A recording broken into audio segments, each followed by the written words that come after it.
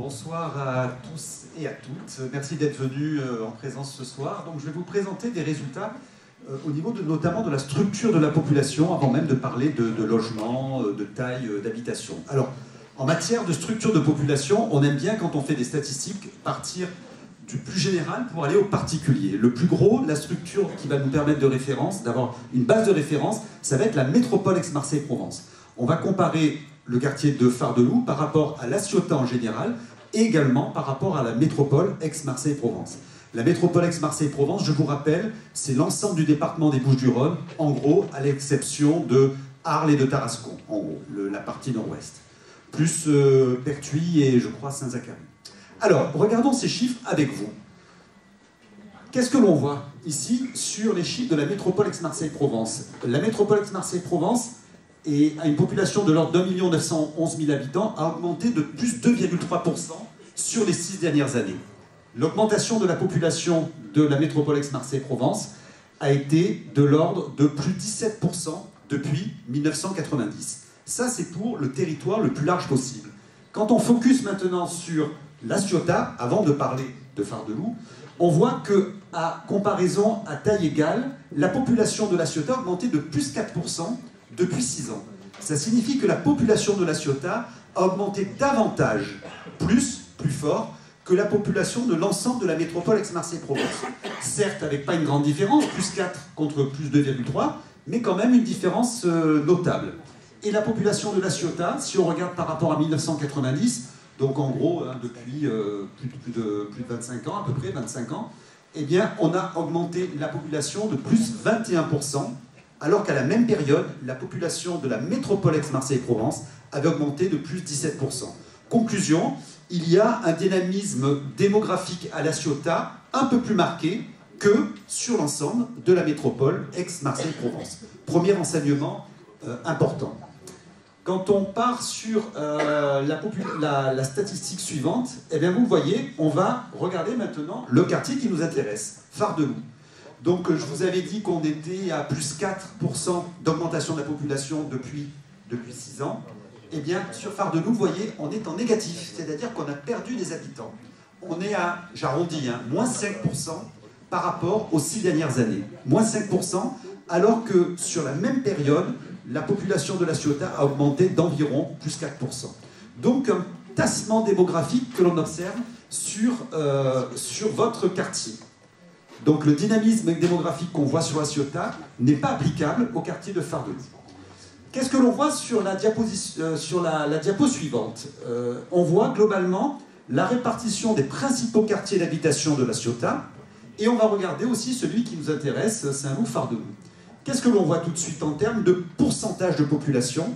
C'est que chez nous ici, on représente à peu près 7% de la population de la ville de La Ciotat. C'est pas tout à fait un ciotadin sur 10, pas tout à fait, un petit peu moins, 7%. Puisqu'on est autour de 1900 habitants, à peu près, plus ou moins, sur le quartier de Fare-de-Loup. On voit que c'est un quartier qui est certes peuplé, on est très loin derrière le quartier qui s'appelle, au niveau de l'INSEE, la zone nord, qui représente un quart des habitants, 26%, et qui, là pour le coup, a été en forte croissance. Là pour le coup, a été en forte croissance. Et on voit qu'il y a d'autres quartiers comme Maltan, Virbel, vous voyez, Clos-des-Plages, La Morelle. On est sur des volumes relativement importants. Quartier Est, 13%. Et ensuite, voilà comment on évolue pour avoir le poids de Fare-de-Loup, 7% de la population. Donc ça, c'est important à garder en tête.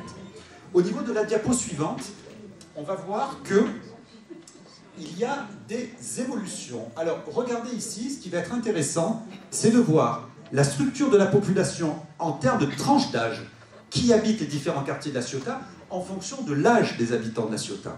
Et on va essayer de se comparer par rapport à la métropole en général et également par rapport à La Ciotat en particulier. Alors, qu'est-ce que l'on regarde? D'abord, un chiffre qu'on n'a pas forcément fait figurer. Regardez ici d'abord sur Fare-de-Loup. Voilà, on va focuser ici. Alors, ce qu'on voit en haut, c'est... hop, on va regarder juste, voilà. Ce qu'on voit en haut, c'est les populations âgées, on va dire, de 60 ans et plus. C'est le bleu et le violet. Quand on ajoute, pour le quartier de Fare-de-Loup, les 60 ans et plus, ça représente globalement 35,5% de la population.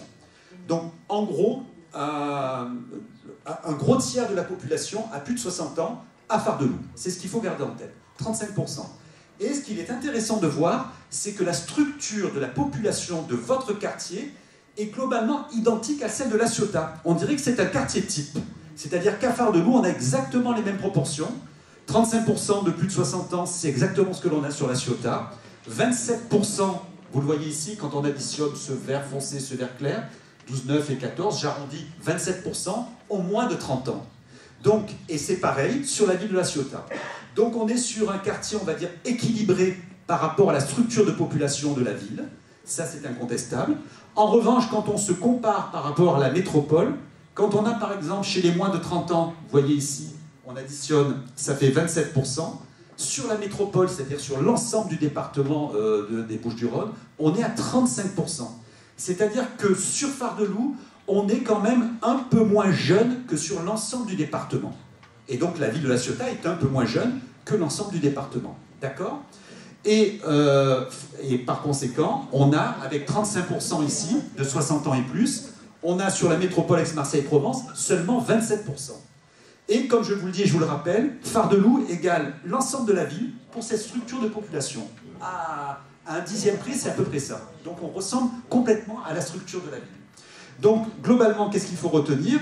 C'est qu'on est moins jeune que la métropole, hein. On a davantage de personnes âgées et moins de personnes jeunes.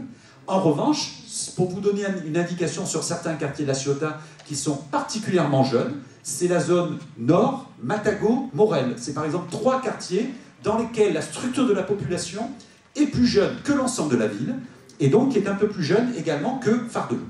Voilà. Même si nous, une fois de plus, on ressemble à l'ensemble de la ville de La Ciotat. On va passer à la diapo suivante. Donc ici, qu'est-ce que l'on voit? C'est une répartition des ménages avec famille, une personne ou sans famille. Qu'est-ce que l'on voit sur Far-de-Loup? C'est que sur les ménages qui composent donc les habitants donc, de la ville, ceux qui sont avec des familles, j'arrondis, c'est 62%. C'est-à-dire par famille, par foyer de famille, on entend au moins 2 personnes et plus. On va détailler derrière et on va voir qu'il y aura quand même une précision au niveau du nombre d'enfants. Donc sur Far-de-Loup, j'arrondis, on est à 62%. Et en revanche, il y a sur Far-de-Loup 37% des foyers, des ménages, qui sont composés d'une seule personne. Alors, je ne sais pas, peut-être ça vous étonne, mais en tout cas, ça signifie que ce sont soit des personnes jeunes ou d'âge mûr qui ont décidé de vivre seules, pour différentes raisons, soit ce sont des personnes âgées qui se retrouvent seules aussi, par la force des choses, et par le temps qui avance. Voilà. Donc on a 62% qui sont donc avec des familles. Quand on se compare avec la ville de La Ciotat, ce 62%-là, sur l'ensemble de la ville, on va passer à 55%. Donc retenez que par rapport à la moyenne de la ville de La Ciotat, on a davantage de structures avec des familles. Et pour ce qui est des structures à une personne, celles qui vivent seules, 37%. Sur la ville de La Ciotat, on est à 44%. Donc vous voyez que on a sur des structures d'une personne, il y en a pas mal, mais il y en a moins en moyenne que sur l'ensemble de la ville de La Ciotat. Donc un peu plus de structures avec des familles, et on va voir si c'est 2, 3, 4 personnes ou plus. D'accord ?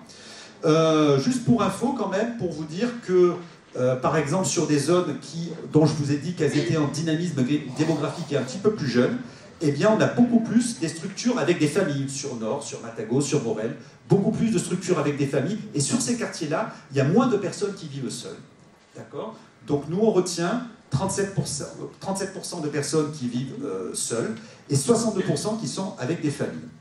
Et parmi ces familles, donc c'est cette diapo que l'on voit ici, qu'est-ce que l'on voit? On voit que l'on a des variations en fonction de la métropole Aix-Marseille-Provence, de La Ciotat, en fonction du nombre d'enfants. Les fameuses structures d'au moins 2 personnes et plus, dont je vous ai dit qu'elles représentaient 62% des ménages, hein, et 37% sont seuls. Parmi ces 62% de ménages, 62%, excusez-moi, c'est sur Far-de-Loup. Sur La Ciotat, c'est 55% des ménages où il y a 2 personnes et plus. Et bien, parmi ces 55% sur La Ciotat, on regarde l'évolution qu'il peut y avoir en matière de structure, soit avec 0 enfant, 1 enfant, 2 enfants, 3, 4 enfants et plus. Et qu'est-ce que l'on regarde ici? Regardons sur La Ciotat, on parle bien de La Ciotat, avant de regarder sur Far-de-Loup, c'est que les structures de ménage, donc où on a au moins 2 personnes, celles qui ont 0 enfant, c'est-à-dire des personnes qui vivent en couple sans enfants au foyer, sont en augmentation quand même depuis 2010. Donc depuis 11-12 ans, on a augmenté sur les 5-6 dernières années de plus 5%. En revanche, celles qui ont un enfant, ça ne bouge pratiquement pas, plus 0%, 0,4%, on va dire que c'est relativement stable.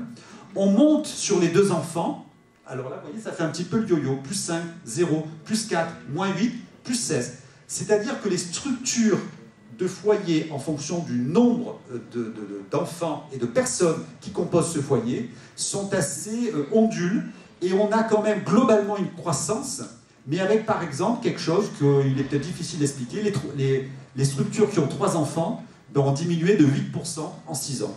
Pourquoi? Alors que, bon, on a, sur les 2 enfants, on est à plus 4%, et les 4 enfants et plus 16%. Et voilà, ça concerne assez peu de personnes. On regarde sur la métropole, juste, pardon, on va revenir à l'ancienne. C'était pour vous dire que sur la métropole, on a des résultats à peu près similaires, sauf qu'ils sont quand même plus stables. Plus 5% sur les 0 enfants, un peu comme on a sur la ville de La Ciotat. Et en revanche, là, vous voyez que les variations sur l'ensemble de la métropole sont relativement faibles. Plus 2, plus 0,3, plus 0,8, plus 5. Ça fait moins le yo-yo que ce que l'on observe sur la ville de La Ciotat. On va regarder maintenant directement derrière sur ce que ça donne en termes de poids de population. Et qu'est-ce que l'on voit ici? C'est que sur la ville de La Ciotat, on a les structures donc, de 0 enfant, c'est 54%, donc les personnes qui vivent à 2 et qui n'ont aucun enfant au foyer, 54%, un enfant 23%, 2 enfants 17%, et ainsi de suite. On va juste se comparer très rapidement avec l'ensemble de la métropole Aix-Marseille-Provence, puisque c'est ça aussi qui nous intéresse. Vous le voyez, ici, les structures de personnes qui vivent à au moins 2 personnes, sur l'ensemble de la métropole, celles qui ne vivent qu'à 2 personnes, eh bien, elles sont moins nombreuses que sur La Ciotat, 47%, contre ici, vous allez le voir, 54 à peu près. Il y a sur l'ensemble de la métropole beaucoup plus de foyers, de ménages, sur lesquels on a 1 enfant, 2 enfants, 3 enfants, 4 enfants et plus. Voilà, on va peut-être passer à la structure, à la diapo suivante. Et donc, qu'est-ce que l'on voit ici sur Far-de-Loup? Les structures de famille. Hein, donc, je rappelle, les personnes qui ne vivent pas seules. Hein, on a vu que ça représentait 62% sur Far-de-Loup. Parmi ces 62%-là, quand on regarde la structure, celles qui n'ont 0 enfant, c'est-à-dire des personnes qui vivent à 2, c'est 51% de la population. Et 51% de la population, tout à l'heure pour La Ciotat, c'était 54%. Là encore, on va ressembler très fortement à la structure de la population de La Ciotat. On va être pareil. 52%, 0 enfant. 1 enfant, 27%. 2 enfants, 14%. Et après, forcément, en fonction du nombre d'enfants, ça diminue. 3 enfants, on est à pratiquement 6. 4 enfants et plus, on est à 1,5. Tout ça pour vous dire quoi? Pour vous dire que par rapport à la métropole, donc Far-de-Loup, La Ciotat en général et Far-de-Loup en particulier, on a beaucoup plus de structures de foyers de ménage avec des couples sans enfants. Il y en a certes où il y a des enfants, mais par rapport à la moyenne de la métropole, c'est moins marqué. Et en revanche, toujours pareil, avec les comparaisons par rapport à Nord, Morel, Matagot, eh bien ce sont des quartiers sur lesquels, au contraire, on a beaucoup plus de foyers de ménage dans lesquels on a 1, 2, 3, 4 enfants et plus. Voilà.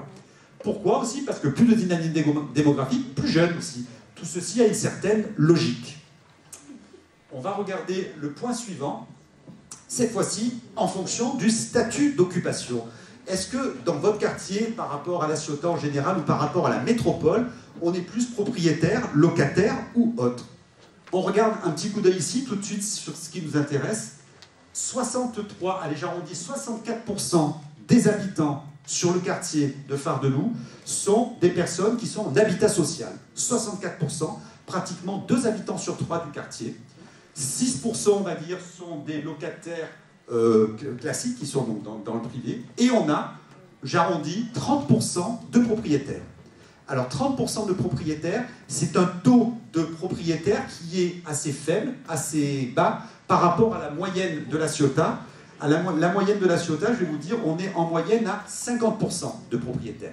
Et donc vous voyez ici, on n'est que à 29%. Et on a donc une structure au niveau de l'habitat social à 64%. C'est le numéro 3 sur la ville, après la Morelle et les Matagot qui ont des taux encore plus élevés d'habitants qui, pour le coup, habitent en habitat social. Donc là, avec 29% de propriétaires, on est, vous voyez, dans la moyenne assez basse de la ville de la Ciotat. Et pour vous donner une indication, sur la métropole Aix-Marseille-Provence, 29% de propriétaires ici sur Fare-de-Loup, contre 50% sur la Ciotat, et contre 50% également sur l'ensemble de la métropole. Donc on a un taux de personnes qui sont propriétaires de leur logement sur le quartier qui est plus faible que la moyenne, et en revanche une proportion de personnes qui sont locataires en général, et notamment au niveau de l'habitat social, qui est particulièrement élevé, et juste en dessous de celui que l'on observe sur Matagot et la Morelle. Voilà ce que l'on peut dire principalement de ces chiffres-là.